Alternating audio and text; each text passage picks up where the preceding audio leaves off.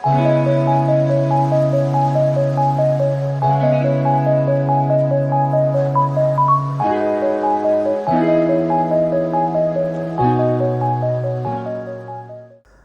दोस्तों, एक बार फिर से स्वागत है आपके अपने इस YouTube चैनल पे जिसका नाम है लर्न विद एडू फंडा। मैं हूं कौशल जायसवाल और जैसा कि आपको पता चल ही गया होगा कि सीटेट की नोटिफिकेशन आ चुकी है और रीट एग्ज़ाम का भी नोटिफिकेशन आ चुका है। 26 सितंबर को एग्ज़ाम डेट फाइनल हुआ है दोस्तों।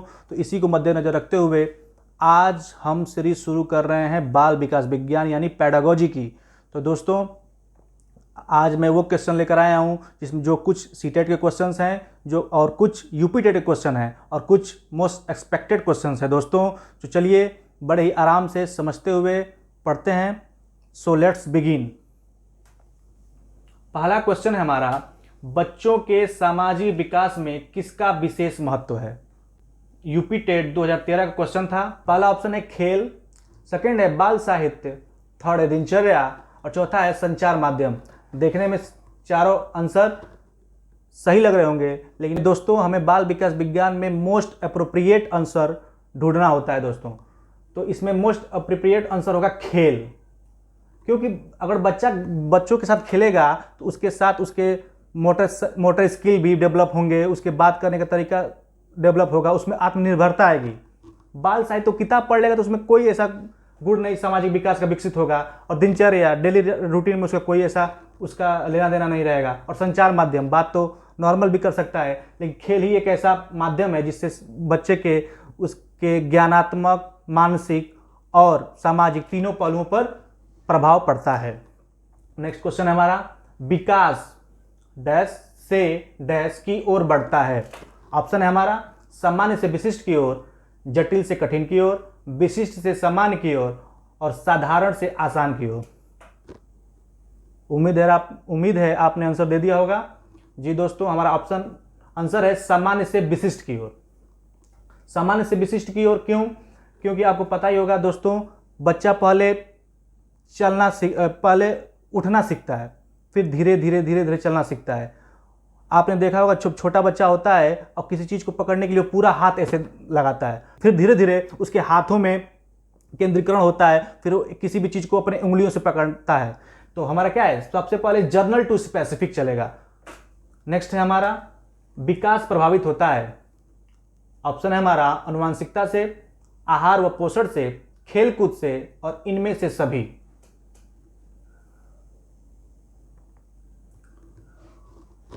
सर है हमारा आहार व पोषण से, क्योंकि जब तक उसे प्रचुर मात्रा में आहार और पोषण नहीं मिलेगा उसका विकास संभव नहीं होगा दोस्तों। नेक्स्ट है हमारा, शारीरिक वृद्धि और विकास को कहते हैं। ये क्वेश्चन यूपी टेट 2014 में आ चुका है। ऑप्शन है हमारा तत्परता, अभिवृद्धि, गतिशीलता और आनुवांशिकता। उम्मीद है आपने आंसर दे दिया होगा।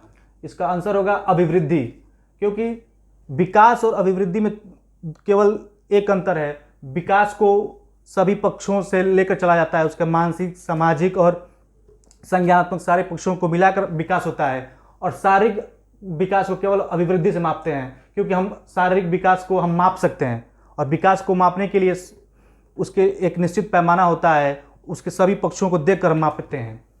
नेक्स्ट है हमारा, विकास शुरू होता है। ये क्वेश्चन आया था सीटेट 2012 में। उत्तर बाल्यावस्था से, प्रसव पूर्व अवस्था से, शैशवावस्था से और चौथा ऑप्शन है कोई नहीं। उम्मीद है आपने आंसर दे दिया होगा। जी दोस्तों, प्रसव पूर्व अवस्था से ही विकास शुरू हो जाता है। जब आपने पढ़ा ही होगा कि जब जाइगोट का फ्रेमिंग होता है तभी से प्रसव पूर्व से ही बच्चे का विकास संभव हो जाता है। नेक्स्ट क्वेश्चन है हमारा, बाल विकास का अध्ययन है। गर्भावस्था से बाल्यावस्था, गर्भावस्था से किशोरावस्था और तीसरा है गर्भावस्था से जीवन पर्यंत और चौथा है कोई नहीं। उम्मीद है आपने आंसर दे दिया होगा। जी दोस्तों, बाल विकास का अध्ययन हम गर्भावस्था से जीवन पर्यंत तक करते हैं। जब से बच्चा जन्म लेता है और जब तक वो इस पृथ्वी पर रहता है उसके में मैच्योरिटी आती रहती है, उसके में विभिन्न बदलाव होते रहते हैं, यह अध्ययन बाल विकास कहलाता है। नेक्स्ट है, विकास का क्षेत्र है शारीरिक, मानसिक, सामाजिक या फिर तीनों। उम्मीद है आपने आंसर दे दिया होगा। दोस्तों इसका आंसर होगा तीनों, क्योंकि विकास करेगा बालक तो उसके शारीरिक विकास भी होगा, मानसिक विकास भी होगा और सामाजिक विकास भी होगा। तो दोस्तों इसका आंसर क्या होगा? तीनों। 8वां क्वेश्चन है हमारा, लंबाई की वृद्धि पर प्रभाव पड़ता है पिट्यूटरी ग्रंथि का, थायराइड ग्रंथि का, क्लोम ग्रंथि का। चौथा ऑप्शन है कोई नहीं। उम्मीद है आपने आंसर दे दिया होगा। हमारा आंसर है पिट्यूटरी ग्रंथि का। दोस्तों एक क्वेश्चन का आंसर मुझे कमेंट बॉक्स में दीजिएगा कि ऐसी कौन सी ग्रंथि होती है जिसके कारण लड़का अपनी माँ की तरफ अट्रैक्ट होता है और बच्चियाँ अपने पिता की तरफ अट्रैक्ट होती हैं। चलिए आगे बढ़ते हैं। सूक्ष्म क्रियात्मक कौशलों के अंतर्गत आते हैं पकड़ना, लिखना, चित्र बनाना और चौथा ऑप्शन है ये सभी। उम्मीद है आपने आंसर दे दिया होगा। दोस्तों सूक्ष्म क्रियात्मक के अंतर्गत ये तीनों क्रियाएं आती हैं, ये सभी है इसका आंसर होगा, क्योंकि जब फाइन मोटर स्किल में वो किसी चीज़ पर कमांड तभी कर पाएगा जब उसके उंगलियों में ताकत आ जाएगी, तो पकड़ भी सकता है, लिखना, चित्र बनाना, ये तीनों फाइन ग्रॉस मोटर स्किल के उदाहरण हैं।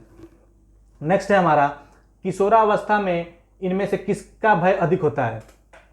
ऑप्शन है जानवरों का, सेकेंड ऑप्शन व्यक्तियों का, तीसरा स्कूल का और चौथा है काल्पनिक संभावनाओं का। स्कूल से आप उसे अन्यथा ना लें, आजकल के बच्चे सही स्कूल से डरते हैं। तो इसमें ऑप्शन कौन सा होगा सही? उम्मीद है आपने आंसर दे दिया होगा।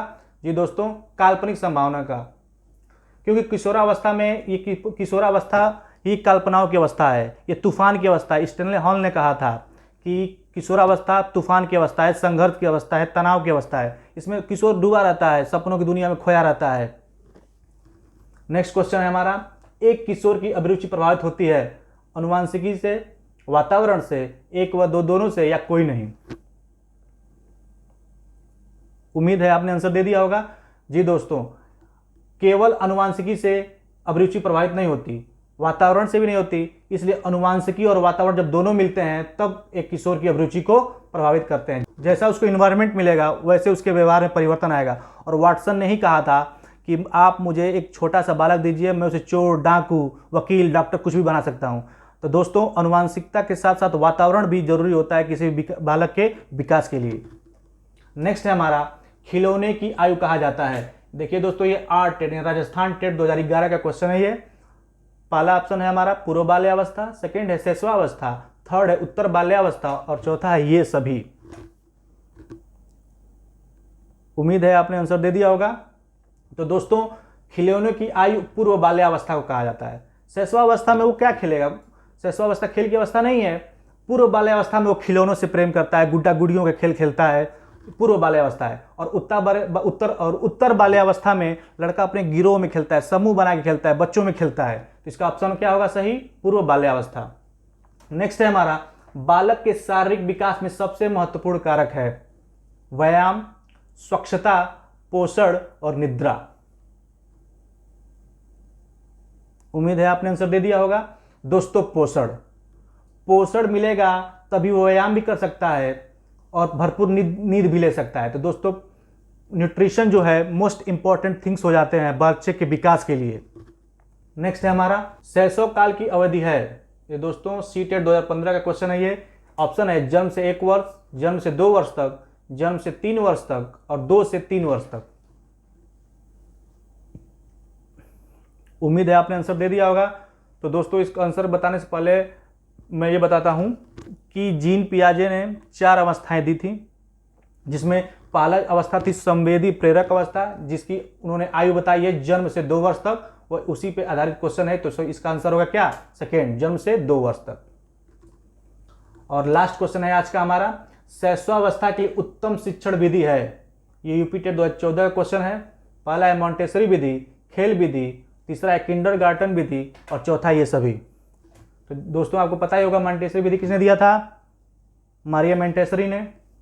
किंडरगार्टन फ्रोबेल ने। खेल विधि जानते ही हैं आप। तो दोस्तों ये तीनों छोटे बच्चों के लिए अर्थात शैशवावस्था के लिए उत्तम शिक्षण की व्यवस्था है।